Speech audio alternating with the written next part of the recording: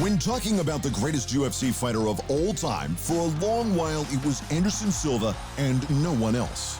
It wasn't even a contest, which is incredible when you look at the other big names of the time. Georges St-Pierre was undoubtedly getting close, but a surprise loss ruined his championship run. Randy Couture was winning titles across 2 divisions, but he was losing them just as often.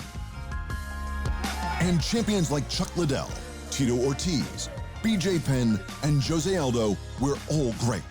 They just couldn't hold a candle to the Spider at his best.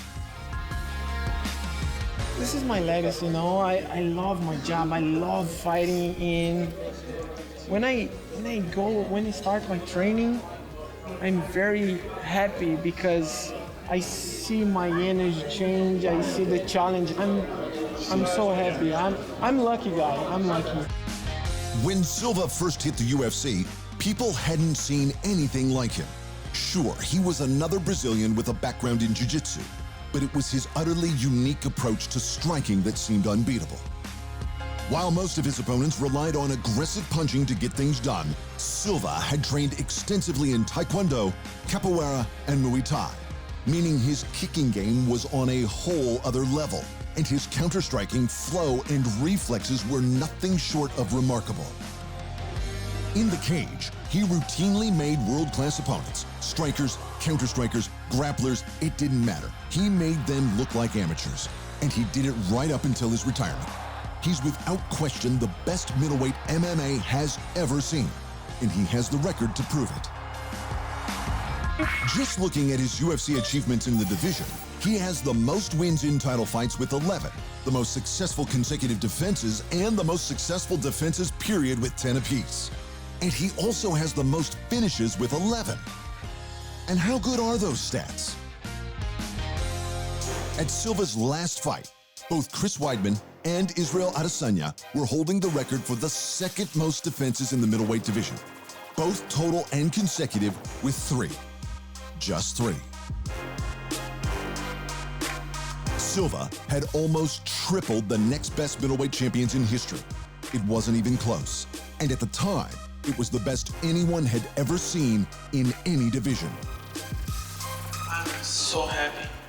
I'm so happy because, first of all, I love fight. Second one, sometimes when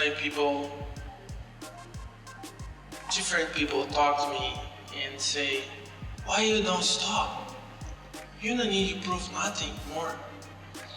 And I respond, because this is my air, this is my heart, Fight is my life. When I go inside the cage, I back to 30 years old and just happy. I just stay happy because this is my life. While he was undoubtedly the GOAT for a long time, he's probably not anymore, and for 2 main reasons.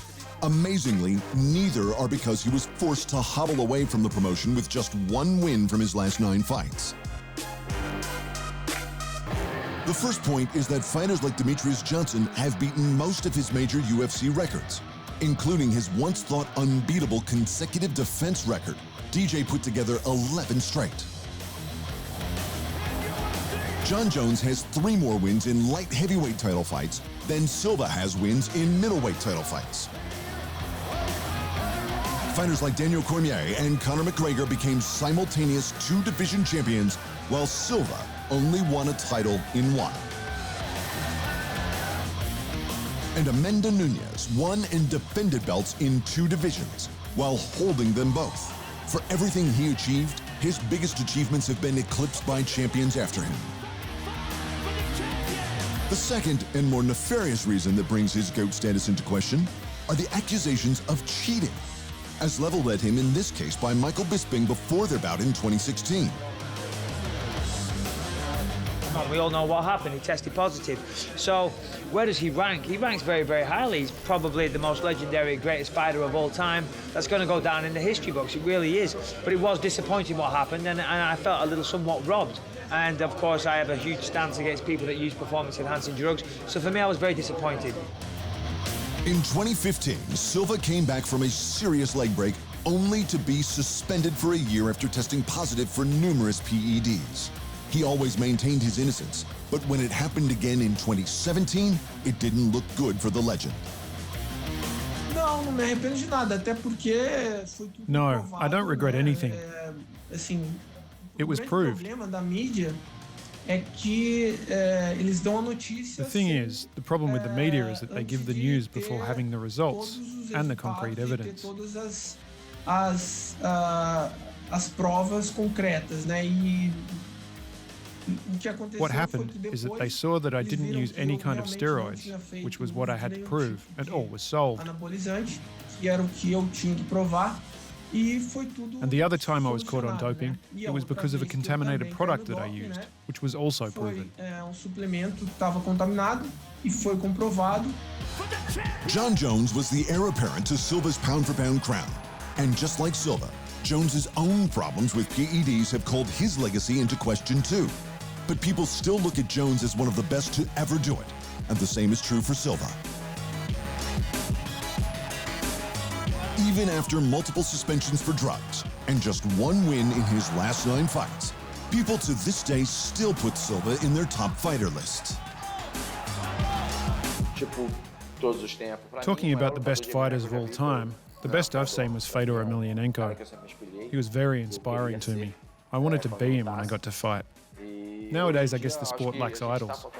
The last ones we had were Anderson Silva and George St-Pierre, who kept winning regularly within MMA. It's very inspiring to people.